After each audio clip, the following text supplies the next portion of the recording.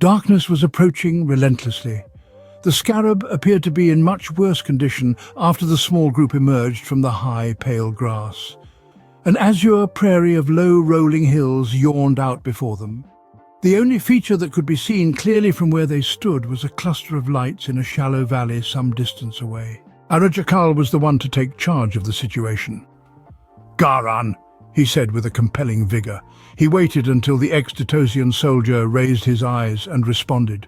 "Yeah," he said, panting shamelessly after supporting the weight of much of Siraj's equipment and weapons during their 7-kilometer journey through the accursed pink shoots.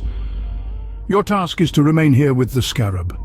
We are still amongst the Gaul, and you must defend him, for he cannot." The essence of the statement was true. Garan's, Siraj's and Othon's boots were awash with the blood and bile that the Scarab had vomited painfully in the past 3 hours. Arajakal continued, "Giomo, Othon, follow me. We will search the settlement, procure antivenin, and return if it is indeed present there." The samurai and the arcane warrior followed closely behind the fire elementalist over the low rises and folds in the field and off into the distance. Siraj was dying. Countless miles away, Master Ka found himself in an unending discourse with his inner council.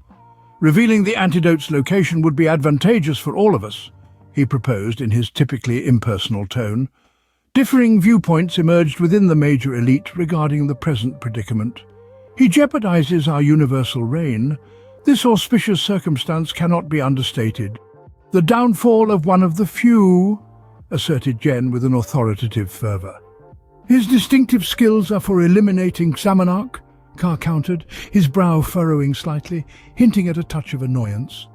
The dispute continued under Penchak's insistence. "There has to be another way to vanquish him. We outnumber him." Ka turned subtly towards Guardmaster, his expression conveying both his indifference towards Penchak's reasoning and the pointless nature of swaying the Nucleus Master.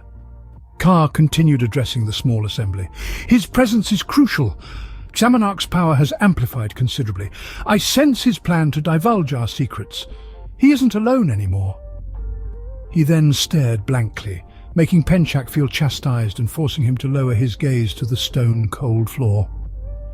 "Prepare for combat and equip the weapons necessary to defeat the traitor," commanded Ka, turning his back on the other 11 members of the inner circle.